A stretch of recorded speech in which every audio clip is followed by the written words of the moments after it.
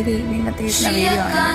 నిన్న నిశ్చయ ఏకాదశి కదా, నేను పూజ ఎలా చేసుకున్నాను ఏంటనేది చూపించాను. నిన్న మార్నింగ్ ఎలా చేసుకున్నాను అనేది వీడియో నచ్చితే లైక్ చేసి కామెంట్ బాక్స్లో ఓం నమో వెంకటేశాయ అని టైప్ చేసి ప్లీజ్ నా ఛానల్ని సబ్స్క్రైబ్ చేసుకొని సపోర్ట్ చేయండి.